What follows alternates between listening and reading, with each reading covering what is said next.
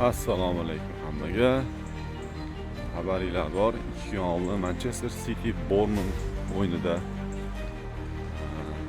promo efir qildik. Bu yerda juda ko'pchilik Abduqodir Husanov Manchester City'ning avtobusga kelmagani uchun, qaydnomada yo'ligi uchun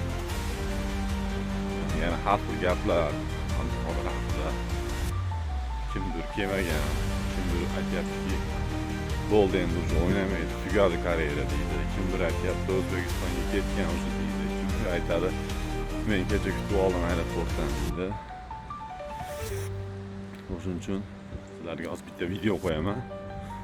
Abduqodir Husanov aynan o'sha kuni Manchester City bilan birgalikda edi. O'sha kuni ham aytdim men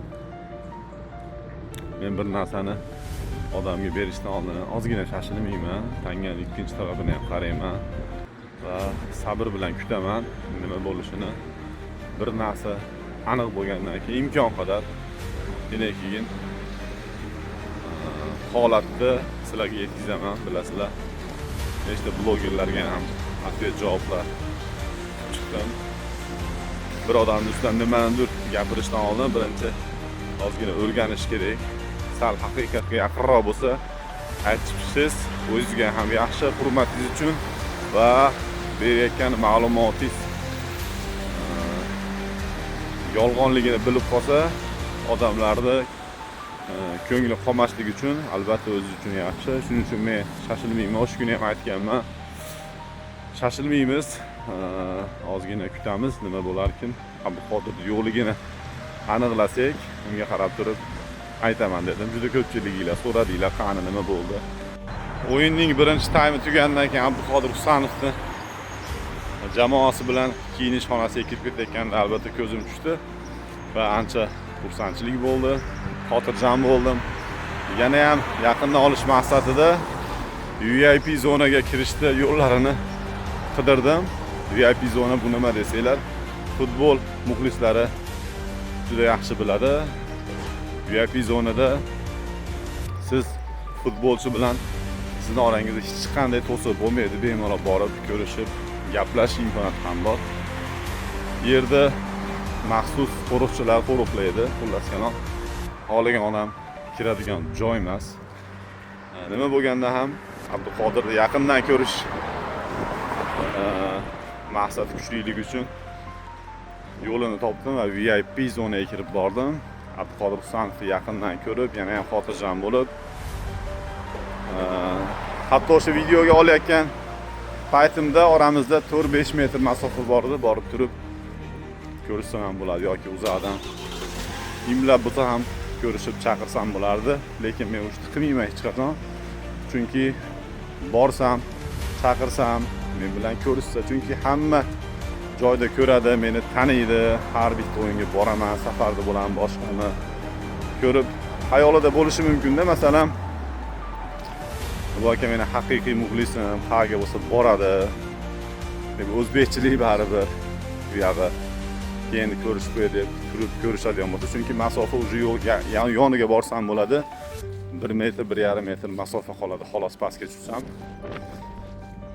Shunaqa xayolda xullas o'rnidan turib ko'rishadigan bo'lsa, bu futbol qoidasiga, ularning ichki siyosatiga to'g'ri kelmashi mumkin. O'shalarni o'ylagan holda hatto chaqirmadim ham.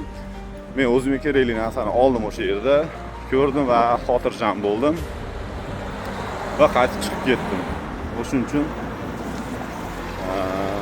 Abduqodir haqida har xil videolar tashlamasliklarini so'ragan bo'lardim. Blogerlar bor, fake xabarlar tarqatadigan o'shalar videolarini iltimos tashlamanglar va Abduqodir Husanov haqida bitta fikr bildirishdan oldin ozgina shoshilmay kutib tursanglar, albatta o'zingizlarning hurmatingizga yaxshi bo'ladi. Chunki har safar nimadir desanglar, imkon qadar videosi isboti bilan qo'yyapman. Abduqodirning ashaddiy muxlisi sifatida har xil gaplar u bola haqida, negativlar albatta menga yoqmaydi. Shuning uchun faqat qo'llab-quvvatlab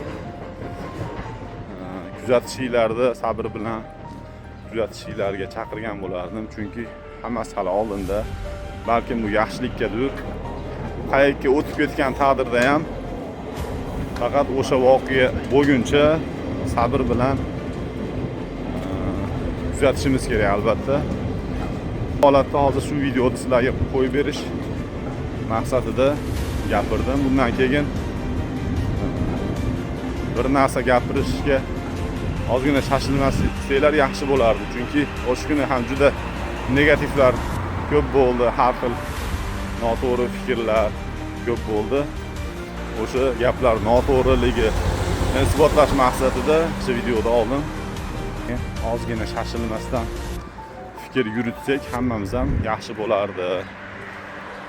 Qo'llab-quvvatlab Abduqodir Husanov haqida yaxshi kommentariyalarni albatta kutib qolaman.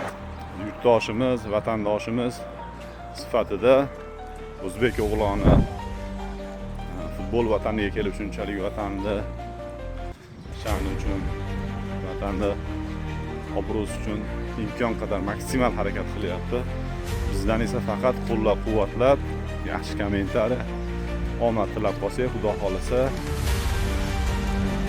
nima yaxshi bo'lish kerak bo'lsa, albatta Xudoyim beradi inshaalloh. Shunaqa, hammaga rahmat, sog' bo'lasizlar.